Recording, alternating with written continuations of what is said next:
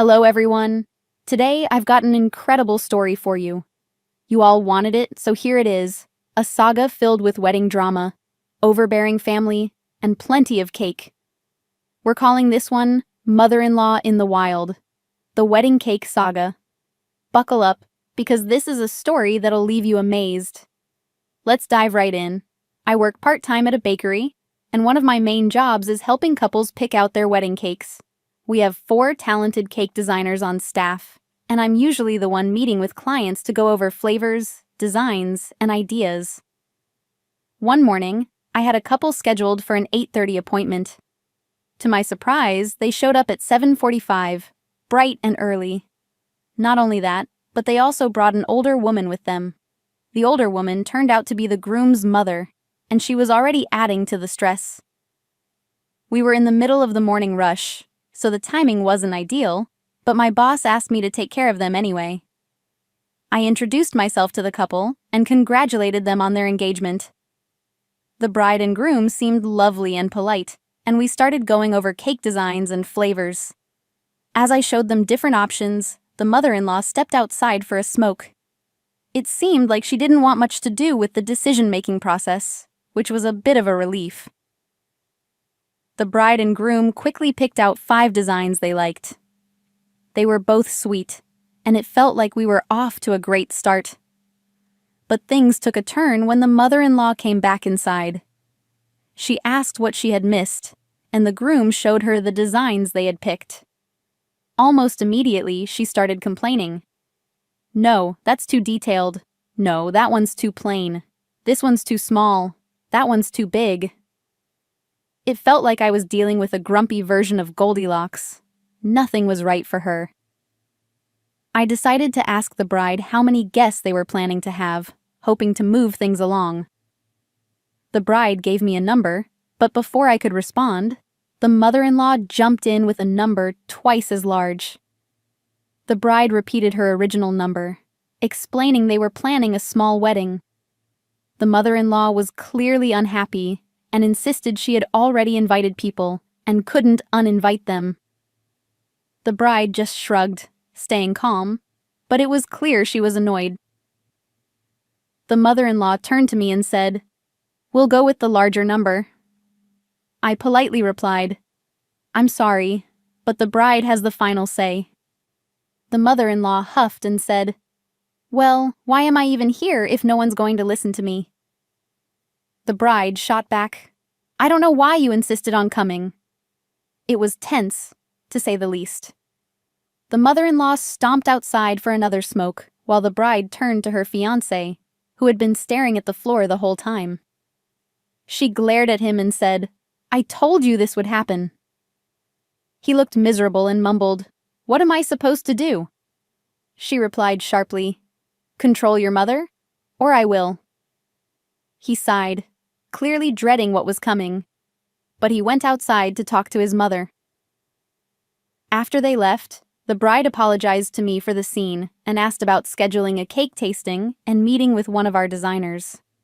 I set up the appointments for her and mentioned that we could use a password for her order to make sure no one could make changes without her permission. She liked that idea and asked me to make sure her fiancé didn't have the password either.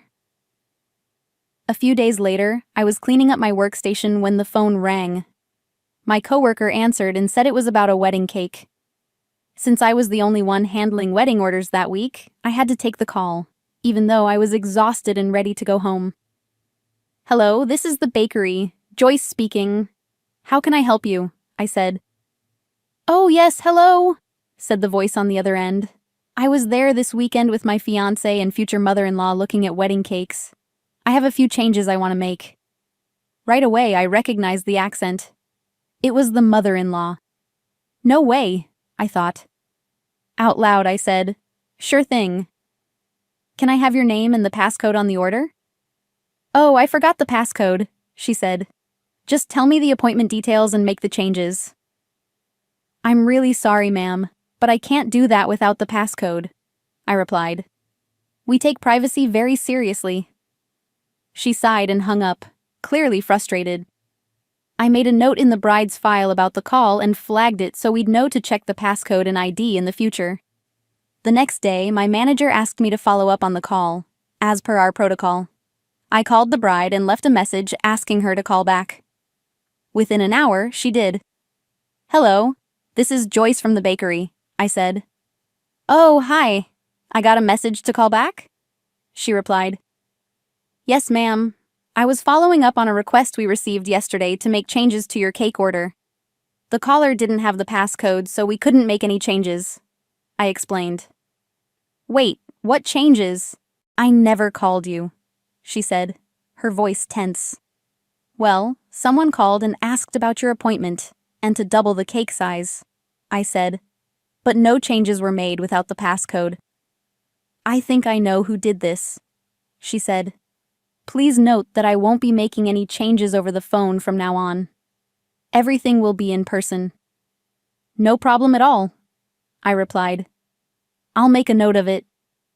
She thanked me, and I could hear the frustration in her voice. After the call, I told my manager, who flagged the account as high priority.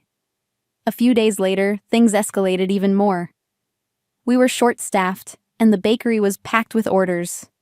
I was working in the back, running around trying to keep up, when I heard a familiar, loud voice up front. My heart sank. It was the mother-in-law, and she was causing a scene. One of our younger counter workers, who was only 18, was trying to handle the situation, but the mother-in-law was getting louder and louder. She demanded to make changes to the cake order, but when the counter worker asked for ID, the mother-in-law snapped, saying she had forgotten it.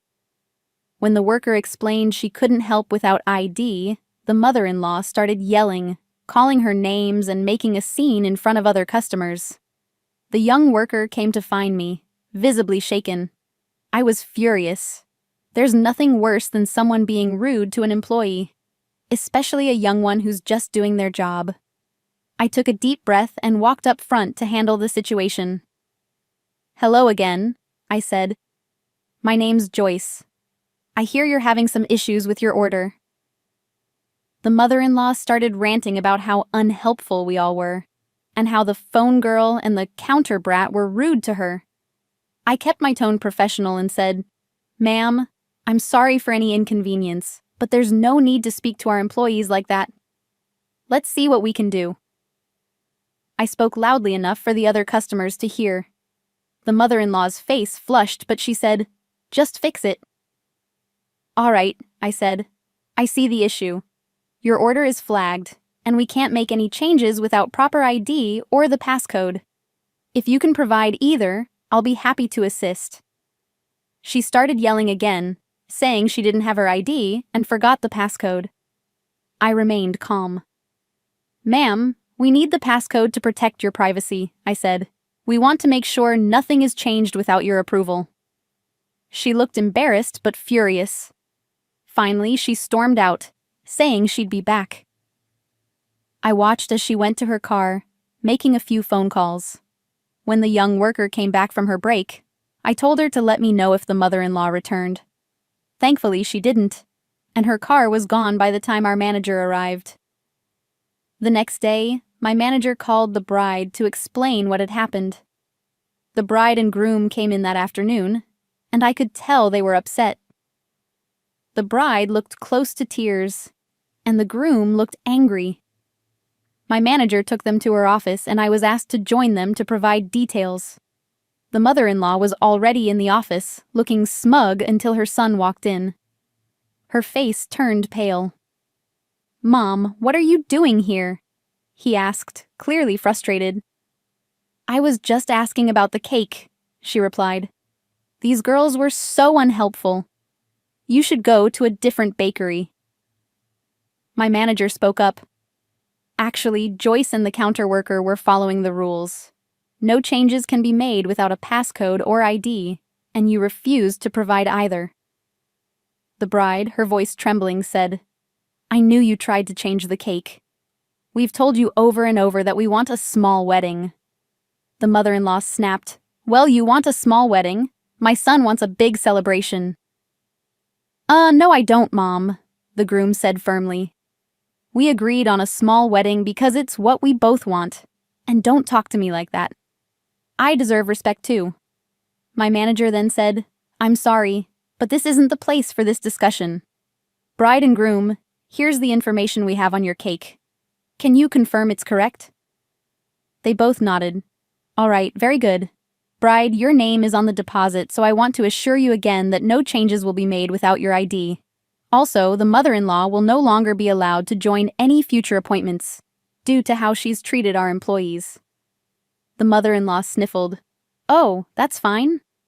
Stop it, Mom, the groom said, clearly upset. You raised me to know better, and you know better too. The mother-in-law muttered something under her breath, but she gathered her things and left without another word. The bride still looked close to tears, and her fiancé hugged her tightly, apologizing for doubting her. They both thanked us for our help, and we offered them a small discount on their cake to make up for the trouble. The mother-in-law is now banned from the bakery. If she shows up, we're supposed to ask her to leave or call the police if needed. It's been a roller coaster of emotions for everyone involved, but I hope that's the end of the drama. Stay tuned, everyone. We've got more wild updates on the way. If you're not subscribed yet, hit that button to stay in the loop. Mr. Revenge Online here, signing off, and I'll see you in the next one.